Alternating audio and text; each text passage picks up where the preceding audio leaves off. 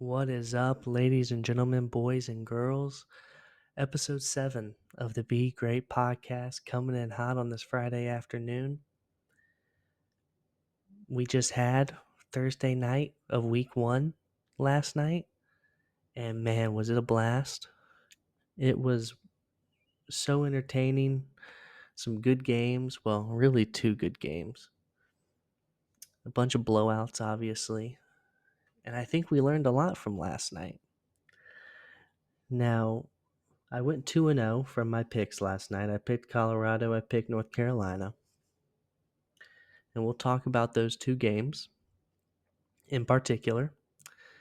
And then we'll get into week 2 game picks. Might be a little bit shorter of an episode, but let's get into it. Let's start with Minnesota, North Carolina, because that's the less interesting one. It was a slugfest, a defensive battle, as I guess we probably could have all predicted. North Carolina came out on top, but I'll tell you, while I was watching the game, I couldn't help but think that I wish I would have picked Minnesota.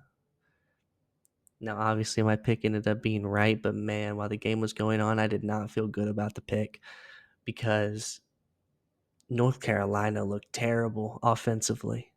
And look, Minnesota looked terrible too, but I actually think Minnesota looked better than North Carolina offensively, and I'll get to why I think that in a second. Obviously, the passing game wasn't much for both teams. For North Carolina, Max Johnson only 12 for 19, 71 yards and an interception, no passing touchdowns. He obviously had a rushing touchdown, and he had a horrific injury. He had to be carted out. Prayers up to Max Johnson. It's unfortunate to see. Then they had Connor Harrell come in. He was 2 for 4 for 34 yards. Nothing special really from either quarterback. I think North Carolina offensively this year is going to be very mediocre. But I think defensively, they look really good. They look really good. Omarion Hampton, 30 carries, 129 yards. 4.3 average is fine. It's fine. But we would like that to be a little bit higher. But Minnesota, they have a good defense. And on the Minnesota side, Max Brosmer, 13 for 21, 166 yards, no touchdowns, no picks. You had Marcus Major, their running back, 20 carries for 73 yards and a tutty. Brosmer also with a rushing touchdown. I think that Minnesota's offensive scheme is what is holding them back more than Brosmer. When they actually allowed Brosmer to actually try and get a first down himself, to actually throw the ball and get the first down, I actually liked what I saw from him. What I didn't like is it felt like they were trying, the coaching staff, the offensive coaching staff, was trying to limit him, and like they were scared to really let it loose. And that really put them in a lot of bad situations because they were playing scared, where they had to constantly count on field goals, and it ended up screwing them in the end. I just didn't really understand the offensive game plan there. I feel like if you really wanted to win badly enough, you should just let your quarterback win the game for you. Let him throw the ball more. But, what do I know? But I liked what I saw from Brosmer even in the loss. I mean, 13 for 21 is nothing special, but he had some flashes. He had more flashes than any quarterback on North Carolina side did. But, I mean, this was a slugfest against two middle of the pack teams in their conference and in their separate conferences. And I don't know. I think it's going to be a lot of games like this for both of these teams throughout the year. And it's not going to be very fun to watch. It's going to be ugly football. But some people like that. But let's go to the game I think everyone was watching. Colorado versus North Dakota State. Now, I said, even though I picked Colorado, I thought it would be so funny if North Dakota State won, and I wanted them to win so bad. because of how funny it would be. And also because I knew what the reaction would be the day after. I mean, shoot, the night of and day after if Colorado won. And Colorado won barely. And the reaction is about what I would assume it is. So let's get into the stats first. You had Cam Miller, North Dakota State's QB, 18 for 22, 277 yards and a touchdown. I mean, Colorado's defense is still very bad. Cam Miller also had 16 carries for 81 yards and 2 rushing touchdowns. And, defensively, North Dakota State had their issues. But again, I mean, it's hard to stop Travis Hunter. I think that's what we really learned in this game. Shadur Sanders, 26 for 34, 445 yards passing, 4 touchdowns and interception. Not much of a rushing game at all, which I don't think is going to work in their favor later on down the road. People want to talk about how much an amazing game Travis Hunter had, and he did. I mean, Jimmy Horn Jr., 7 receptions, 198 yards, and a touchdown. Travis Hunter, 7 receptions, 132 yards, and 3 touchdowns. Impressive from both. Here's the thing.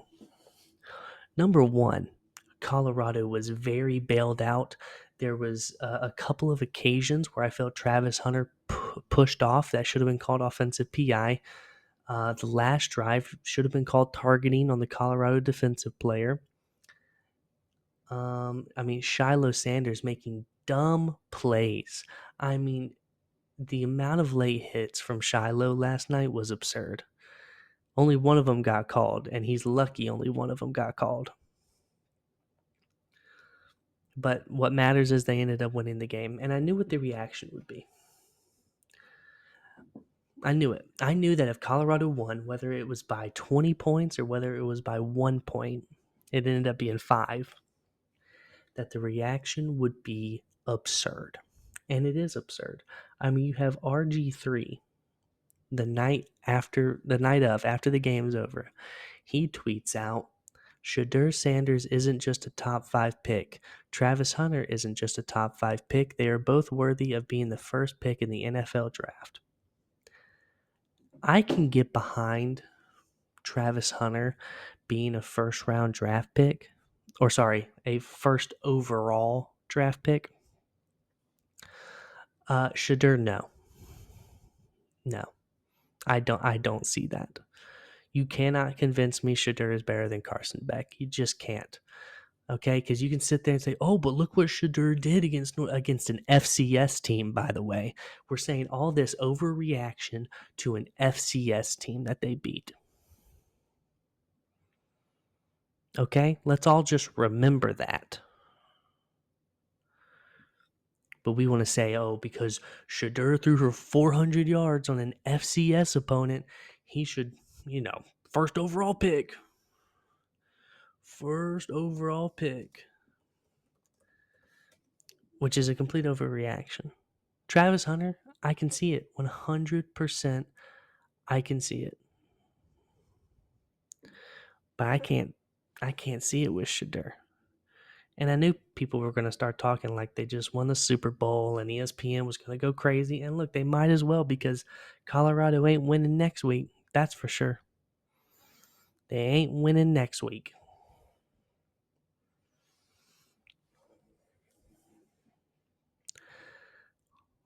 But it was a game they needed to have, and they have it. But I came out of that game thinking exactly what I thought going into it. And it's that Colorado is very mediocre, and there is no way that they are winning 6 games. There's no way that Colorado is beating Nebraska.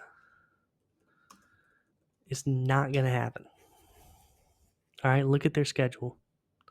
So they just barely beat an FCS opponent. They have at Nebraska and at Colorado State the next 2 weeks. They both could be losses if they play like that. Baylor could be a loss. UCF could be a loss. I mean, you're guaranteed losing to Kansas State, Arizona, Utah, Kansas, and Oklahoma State. You're guaranteed those losses.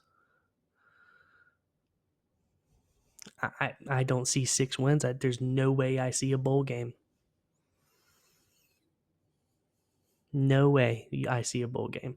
And look, if they do beat Nebraska somehow, some way, more power to them, because I'll come on here and I will start absolutely flaming Matt Rule and this Nebraska team. But I guess we'll see when we get there, and all of a sudden the hype train will just screech to a halt, I'm sure. And if they lose to Colorado State, that'll just be funny.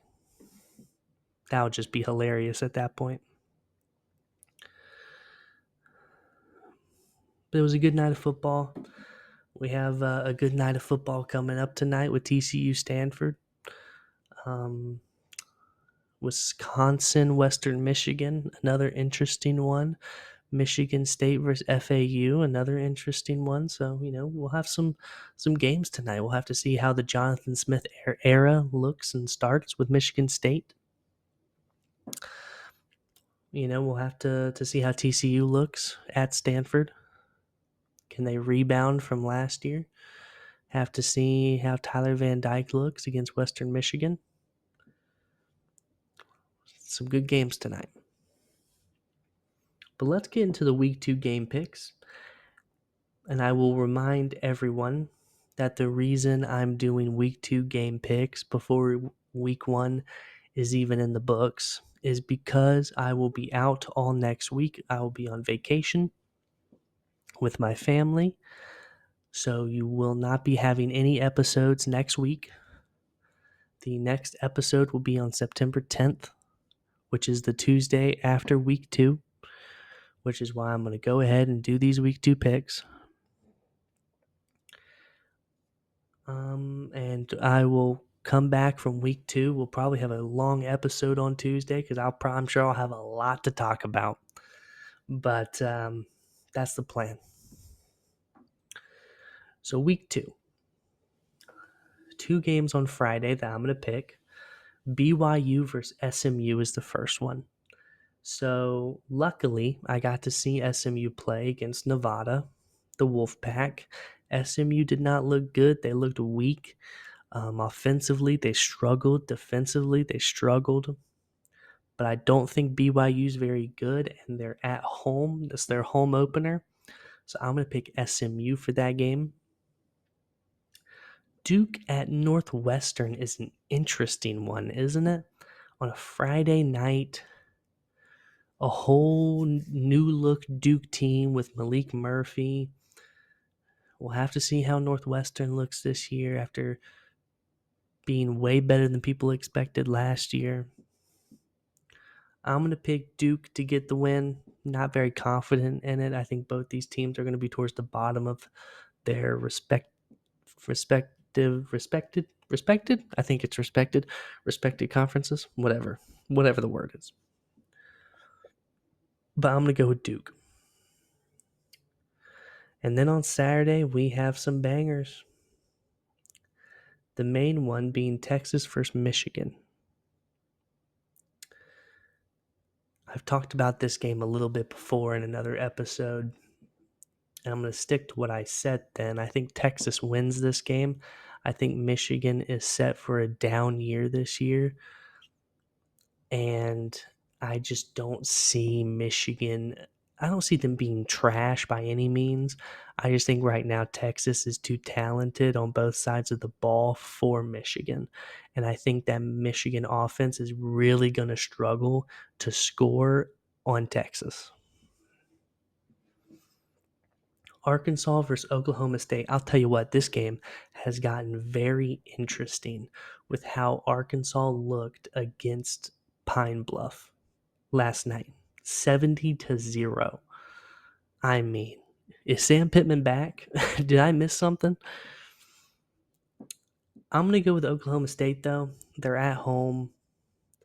Ollie Gordon, I think, is just going to be too much for Arkansas. But I think this game will be a lot closer than I thought it was going to be before last night happened. But I'm going to go Oklahoma State.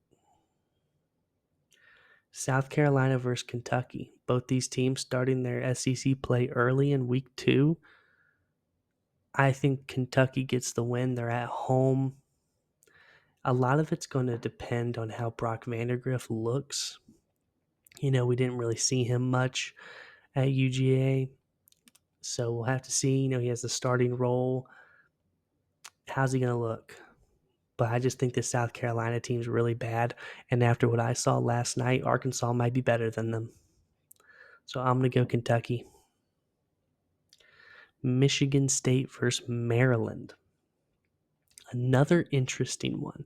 Now, I picked Michigan State as my surprising team this year because I think a lot of people are going to count Michigan State out and think, oh, they're only going to get 4 or 5 wins, new coach. They were so horrendous last year, and all that's true. But I have faith in Jonathan Smith. I have faith in Aiden Childs. I think Michigan State will beat Maryland at Maryland, and I think this team's going to make a bowl game, 100%. Cal at Auburn. A lot of interesting games this week that will tell us a lot about teams. I'm going to pick Auburn because it's at Auburn, and I don't think Cal is good enough to overcome Jordan-Hare, especially when I think Auburn is more talented than Cal, although I think Cal is very underrated. I love Jaden Ott. I think, might be my favorite running back in the nation. But I think Jordan-Hare, Auburn is just going to be too much. Year 2 if you freeze. So I'm going to pick Auburn. Iowa State versus Iowa. Is this game always week 2? Is this game always this early? I don't know. I'm going to pick Iowa. It's at Iowa. I think Iowa, I have them in the playoff, so I kind of need them to win. I think this game's going to be good. 2 good teams. Iowa State is nothing to sneeze at. That's a good defense, but Iowa has a better defense. And I think with Iowa being at home, they have a pretty good underrated home field advantage and home field atmosphere. I think Iowa will win. I think this offense will be better than it was last year, a lot better. And I'm going to pick Iowa. Kansas at Illinois. I'm picking Kansas. I think Illinois is going to be near the bottom of the Big Ten. I don't think they're going to be very good this year. They've lost a lot of their good players over the years in Devin Witherspoon, Jerzon Newton, Sidney Brown, And I think Kansas is at a point where they're just too good right now. And I think you got to pick Kansas. NC State versus Tennessee. Talk about a game that's going to tell you everything. It's this one. And I've gone back and forth with who I'm going to pick between NC State and Tennessee. But I've become a little bit more confident with who I'm going to pick based off last night. NC State really struggled in their game last night. I don't even remember the team there. It was like Western Carolina or something like that. And it was a struggle. It was a struggle for them. They barely got through it. Obviously, they did end up winning. Yeah, Western Carolina University, 38-21. And with that being said, even though they're at home, I'm going to pick Tennessee. I think Tennessee's going to be hyped this season. I think they're going to be really come into play and show up against NC State. And I think they're more talented than NC State. Appalachian State versus Clemson. Another interesting one, mainly for the fact that Appalachian State is one of those teams that you just can't sneeze at. And Clemson's might be coming off against a rough game against Georgia. We'll see. I'm going to pick Clemson because they are at home. And a lot of people are high on Appalachian State this season, and I understand. I mean, it's Appalachian State, but I don't know. I don't see them being that group of 5 team that makes the playoff, and I don't see them beating Clemson because I do think people are kind of thinking Clemson's way more trash than they actually are. Clemson's not a bad team. They're a good team. And so I think they'll take care of business against Appalachian State. Boise State versus Oregon. I think Oregon is going to smack Boise State around, but Boise State is nothing to sneeze at. And Boise State, I think, has a really good chance of being that group of five team that represents that represents the group of five in the playoff. But I just they're not talented enough to overcome Oregon at Oregon. And lastly, Mississippi State versus Arizona State. Man, this is one of those where it's just two really bad teams right now, two rebuilding teams that you just have no idea how they're going to look. And I'm having to pick this 2 weeks in advance, or a week in advance, sorry. But I'm going to pick, so in cases like this where I feel like the teams are almost kind of even, I always go with the home team. So I'm going to go Arizona State. I don't feel good about it, but I got to do what I got to do. So I'm picking Arizona State. This was a little bit of a shorter episode as I head into my vacation tomorrow. I'm very excited to have this vacation. It's definitely needed. But trust me, I'll be watching the games. I'll have my eyes glued to what's happening, both week 1 and week 2, and then I'll be back here September 10th, and from then on we'll just be rolling every week 2 episodes. This could be a crazy season. This could be a really fun season, and I have high hopes for what this season could bring to all of us who love college football. I hope everyone has a great day. Thank you for listening.